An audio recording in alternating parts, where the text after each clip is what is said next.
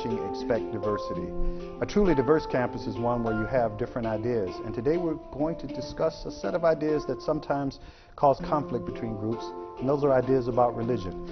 We'll start by having our guests introduce themselves and maybe tell us a little bit about themselves. Okay, I'm Fred Heck. I teach geology here at Ferris State University, and that's me. And how long have you been at Ferris? About 22 years now. Okay.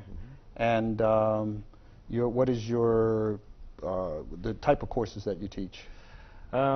Courses about earth science in general, about the one that's probably most relevant for this discussion is earth history. Okay. And so part of the content for a course like that is evolution. And okay. So I think that's why I'm sitting in this chair having a conversation. Okay, well, good.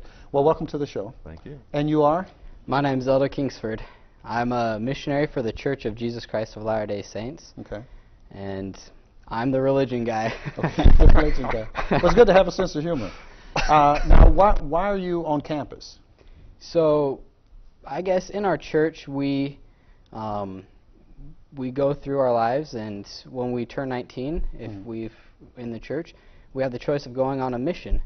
And so I made that choice, and I came on a mission, and I'm serving my mission. It's in the Michigan-Lansing mission, and there are different areas, and we have missionaries that move all around the state of Michigan. But right now I'm in the Big Rapids area, and I get the chance to work on Ferris State and go around and talk to people about God and Jesus Christ. Okay. And you introduce yourself as elder. Yep. Now, I'm assuming you mean that in the spiritual or religious sense, because you I'm don't obviously not old. Yes, yes. So how do you get to be an elder? It's basically, elder means teacher. Okay. We have that title as a missionary. When I go home from my mission, I'm originally from Utah, I'll no longer be Elder Kingsford. I'll just be good old Nate Kingsford. Okay, okay. All right. Well, welcome to the show. Let's start with a general question, and we'll start with you. Professor Heck, do you mind if I call you Fred? Or that'd be great. Okay. I would prefer that. All right. What is evolution?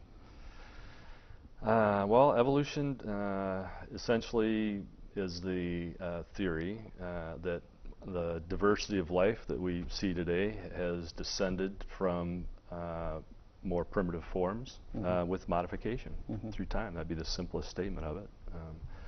It forms the basis for really all of the biological sciences, and brings together just a huge diversity of different types of observations, and so it's our idea for how life came to be the way we see it today. Okay. And I'm guessing you would have a different idea of evolution, or not? Our idea of it is that, well, we believe that we came from Adam and Eve, and that's where we started as far as our life here on earth. It is we started before this life, before we're on earth. We were living with God and with Jesus Christ as spirits, and then we wanted to be better. We wanted more, and God could provide that for us. So He made a plan and gave us the opportunities to have more, and that was coming here to earth. And that's where Adam and Eve come into play, because God placed Adam and Eve as the first two people on the earth, and gave them their agency, or their ability to choose what they want to do. And from there, we see what's happened. We're all here, and that's... Now you're a member of, am I right, the Church of Latter-day Saints? Now the theology there is going to be a little bit different from many of the Christian denominations, in the sense of they're not necessarily going to believe that there was this existence before Earth. Yeah. Okay. That's definitely a unique thing to our church, that pre-Earth life that we do believe in. And so it's something that is actually supported in the Bible, and that's what we do. Okay, now when you say Adam and Eve, you mean a literal, one man and one woman? Yep. Okay, and from them all life came? Okay.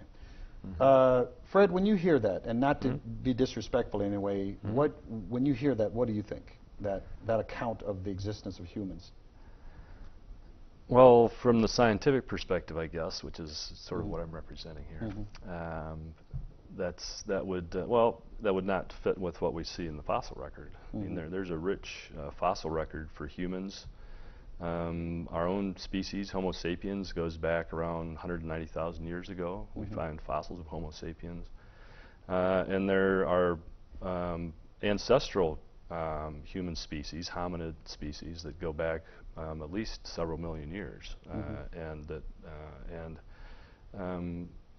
the fossil record is rich. There's obviously a lot of discussion and disagreement among scientists about what exactly it should look like in terms of what kind of branches of this kind of tree of human life looks like. But there'd really be no sort of disagreement in the scientific community that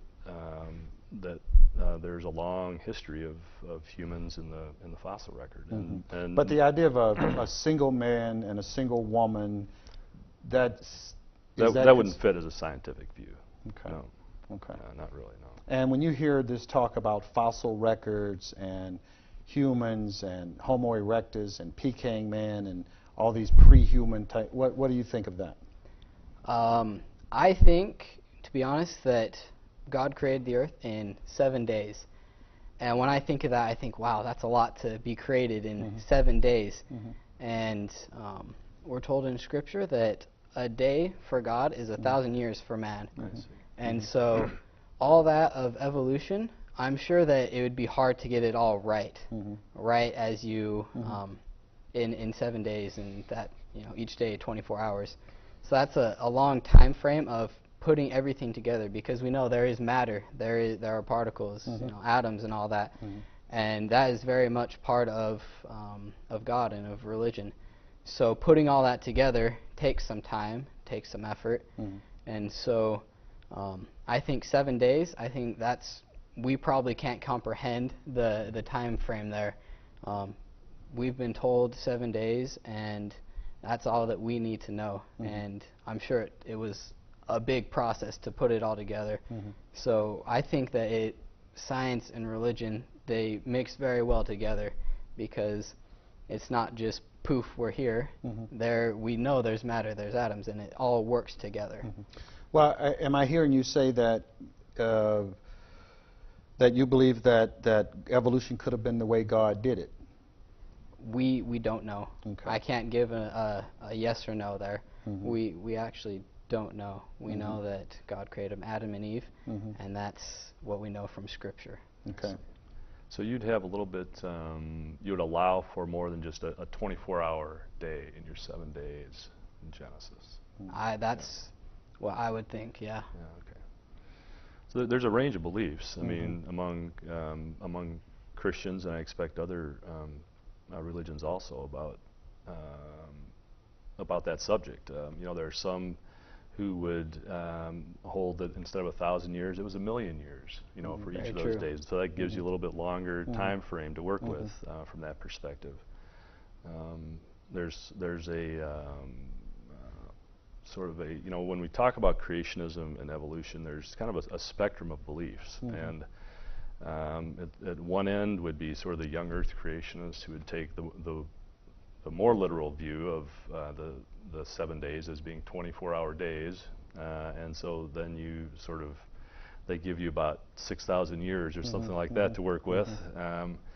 And then near the other end, theistic evolution. Well, at the far end, you have atheistic evolution, but sort of as an intermediate and kind of at the other end, theistic evolution. People with that perspective would basically accept natural law as we know it, understand it, the laws of nature, but would attribute the origin of that law to God as creator, and would have kind of a range of beliefs in terms of how much God sort of intervened as part of that process. And at one end, he set natural law in motion and has just kind of stood back and enjoyed the show since then, I suppose you could say. But I think others who would probably fall in that same category would say that God has maybe played a larger role. Many of the mainstream religions are quite, at least their kind of official stance is to accept evolution as a valid explanation for the diversity of life we have. Let me ask you this. When I took natural science and social science, I think it's safe to say that the fields themselves were agnostic. The teachers were theists or atheists, but the fields themselves just operated as if, Yeah, I see. Yeah. there was no ultimate reality. The whole empiricist thing, you just measure what you can measure. Basically neutral on the question of Neutral God. on the question. That's what I mean by agnostic. When you teach the field, does the word God come out of your mouth when, in the course of the, and I don't mean in a summarily dismissive way. I mean, Yeah. yeah. No, that's something I address right up front in my class. I mean, it's a concern a lot of students come to college with. Many of them have had an opposing message, you might say, and it's part of their growing up in their houses and the churches they've been to, and so that's a difficult question for students to try and grapple with. And so yeah, we. One of the things that I have them do, we kind of read about these different sort of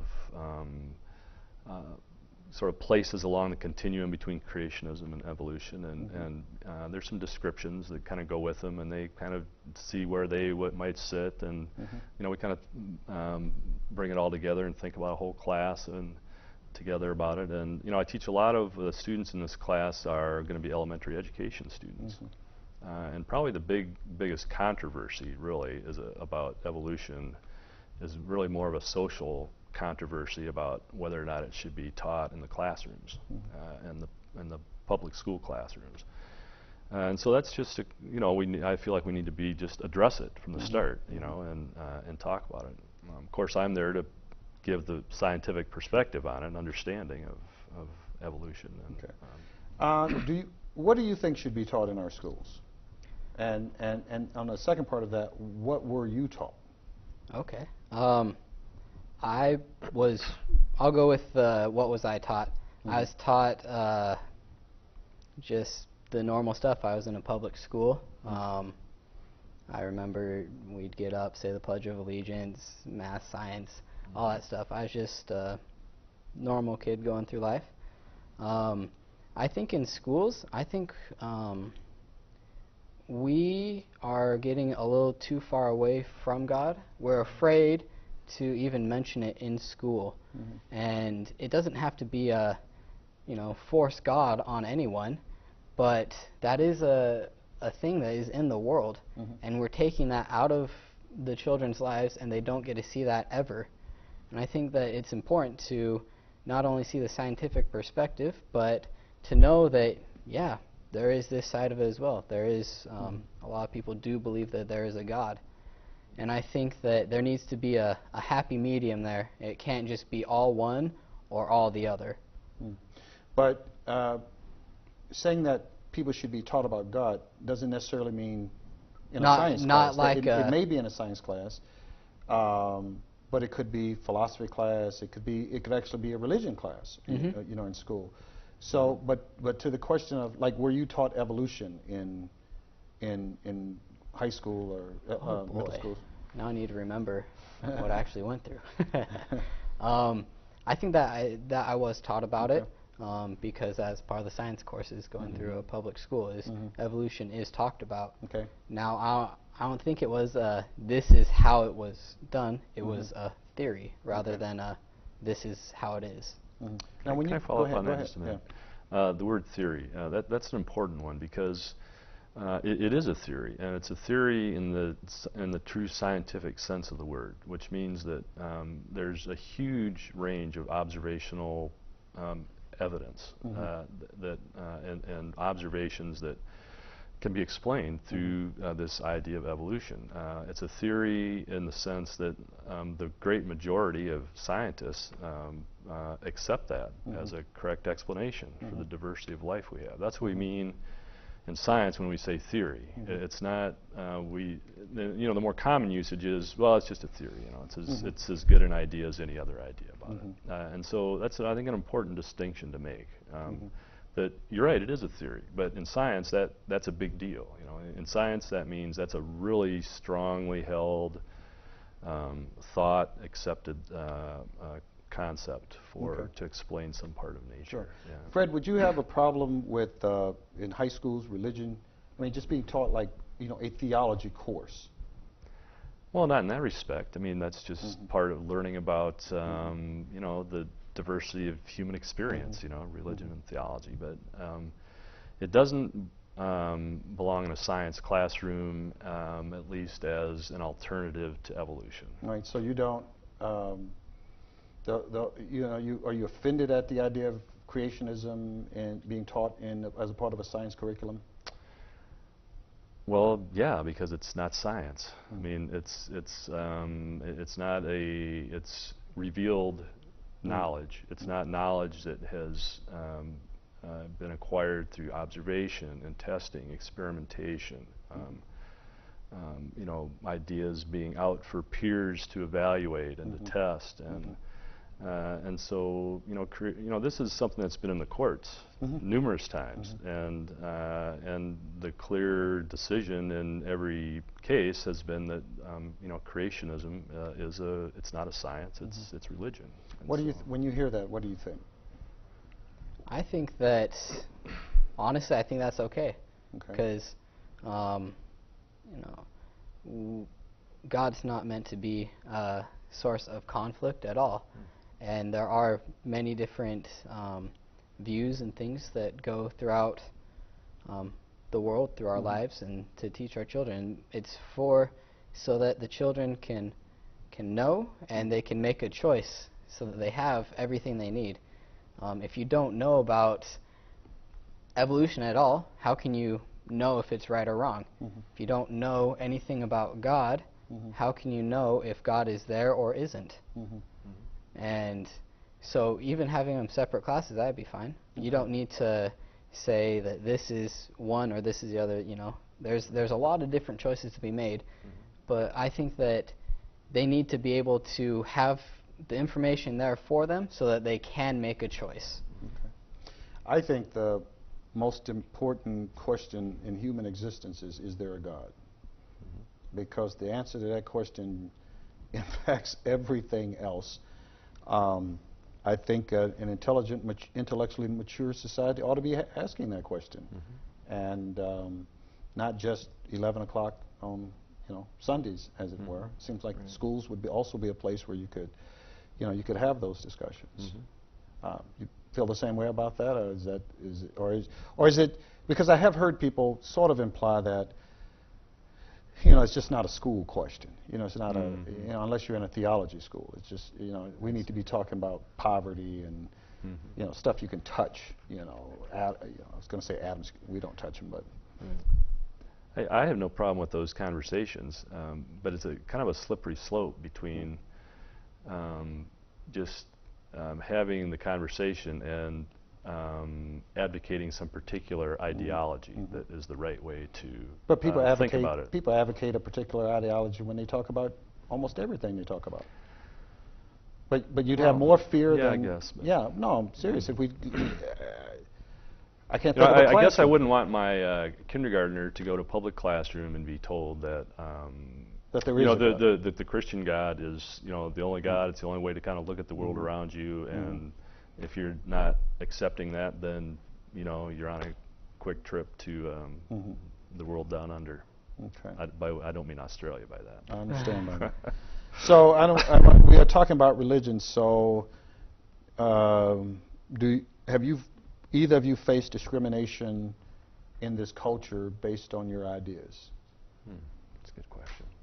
I know I can answer that. I face it every day. Yeah. As a missionary, we try and talk with everyone. We'll knock on people's doors, and just because of my religious affiliation, because I'm a missionary or a Mormon missionary, people will slam their door in our face right off the bat, and I think that's because of lack of education. They don't know, and what they hear is what they take to be truth. And I think that if people had the chance to hear about it from a neutral stance, they'd be able to see that, hey, we're not crazy people, we're not crazy guys, we're normal people, and we all believe in the same God. And I think if people had the chance to learn more about it, that they'd see that there's more, and they can have the chance to, you know, even just to be nice, to bring greater peace. Well, some of that might be because you're knocking on their door. Very true. Very true. Because in my house, if anyone comes to my house, they have to talk about what I want to talk about. When I go to their house, we talk about what they want to talk about. So it's, I think, seriously, I mean, the whole private space kind of thing. Second of it is, I think a lot of people just, they're uncomfortable talking about religion. You know, and I think there's certainly a history in our country of discrimination against Mormons. I mean, there's no doubt about it. I mean, they didn't start out in Utah. I mean, it started out in the New York area, you know what I mean, and were basically beaten across the country and killed on the way across the country, many of them. So there's certainly, and I think it would be safe to say that that some of that prejudice and stereotyping is reflected in the Republican presidential campaign, where there are people that, you know, are not supporting a candidate that they might otherwise support, you know. So yeah, there is a history of that. Have you had felt any discrimination or tried to avoid some situations to avoid potential discrimination based on your views? On my views with respect to religion, God, evolution, everything. Oh, no, not really. I mean, I've generally tried to avoid things like this in the context of evolution because it can get nasty. I mean, you know, there are strongly held views, and it can be in attack mode. You know, and I have to say I really appreciate Elder Kingsford's sort of just whole reasonable, I think, thought and attitude about just having a conversation about it. So. You know, one of the things, and I don't know I'm assuming you're a theist, not an atheist, based on what you said. Fred, I don't know where you are, and I don't know that we need to know what it is. But I can tell you here at Ferris that my colleagues who are, you know, somewhere between agnostic and atheist, but especially more committed atheists, there's a couple times in a year where they claim to be miserable. One of those you would imagine would be the holiday season, you know. Especially near, you know, Hanukkah, Christmas, Kwanzaa, that whole thing, they're just miserable. And then they talk a lot about just the public ceremonies that we do in terms of references to religion and the like. And I'm sure I don't satisfy them, because I tell them that well, first of all, some of this conflict you almost can't get away from, because you have almost polar opposite starting points on some of this. But that, in my view, a truly diverse place is one where, you know, you have people, different groups, and so you don't stop people being Christian because you're atheist. You don't stop them from celebrating Christmas because you're atheist. I mean, we have to figure out a way to make us all celebrate the things that we want to celebrate. But have you sensed any of that sort of stuff? Again, not asking you about your personal thing, but just kind of a conflict between the different groups based on whether or not they believe in God on our campus, or whether they're a practicer of religion? I can't say I've experienced it personally on this campus. No. No. I mean, I know there's the full spectrum of belief, but I guess I haven't personally had experience or encounters where that came up as a issue between people. No. In terms of Ferris, what is it that this campus can do to be welcoming to all religious views and ideas? What is it, like, if we could do something, and I'm guessing we have some freedom here because, you know, we have people. Yeah, we're here, right? You're out walking around, and but when you think of an inclusive, welcoming environment where different ideas can be heard, and like, what are some of the things we can do to make sure that we remain that way? I think that this has been quite. It's nice because I've been other places where they have a community college or something. And I'll try and walk around there, and the administration kicks us off right away. And I think that that Ferris here is very open because they do let us walk around. They do let us, we'll meet with students in the library or here in the IRC. We meet with them there, and we can talk freely and openly there. And I think that any more than that is very favored to us, saying, students, you need to listen to these guys when they come up. That takes away their freedom. Taking any away, throwing us off, that's, I don't want that, because then I'd be going nowhere. But would you say campuses throw you off? What do you mean throw? You mean I mean, like, the administration would come and ask us to leave. They'd ask us not to come back, or ask for permission for what we can do on the campus. And I haven't been here super long. I don't know if previous missionaries work stuff out here, but we are free to go walk on campus and talk to people, and I think that's great. Yeah. Now, when people challenge you, you don't consider that them being hostile necessarily. In other words, if they just challenge, for example, the tenets of your faith.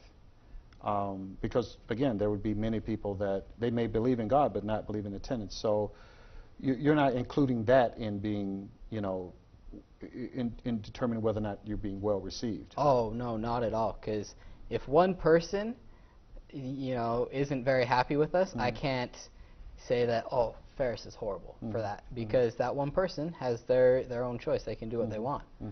And I think just letting each person make their own decision and letting things be free on the campus, I think that is great, at least religion-wise.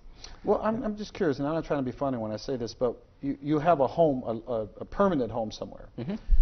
If a Jehovah's Witness or a Buddhist or whatever knocks on your door, what happens? To be honest, before my mission, I probably would have said, oh, my parents aren't home, sorry. That's just being quite honest there.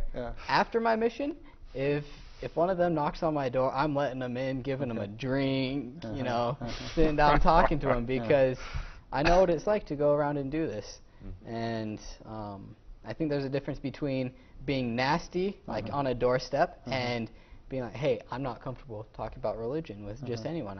And I've had people say that to me, and I'm completely okay with that, because it is a very personal thing.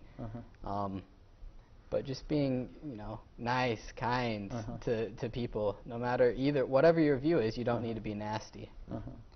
I think conversations like this are kind of a way to, and not just, science and religion, but between religions, and getting groups of people together, and in a format, with a moderator like you, who can keep it from getting nasty, which can happen so easily. And but Fred, when we started the whole diversity thing here 5 or 6 years ago, in terms of the office and all, one of the set of forums we tried to create were about religion, and man, no one wanted to participate. Interesting. It was just, it's like, no, I don't want to say things in front of other people. Right. And I want to have the kinds of discussions and dialogues, because I'm not afraid of ideas. I believe in the triumph of dialogue. Yeah.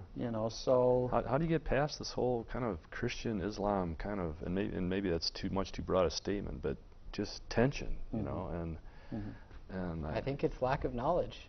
Yeah, I expect you're right. Yeah. Well, listen, we're running out of time, and I'm very thankful for the both of you. But I want to give you a couple seconds. If there's a final thing that you want to say, I want to make sure that you get to say it. So we start with you, Elder. All right. I just want to say to everyone that what I do this because I want to be doing it. I do it because I know that what we share can bless people's lives, and that's why I'm here. Okay. And last word? I'll just say thanks for putting it together, and it's been fun. Okay, good.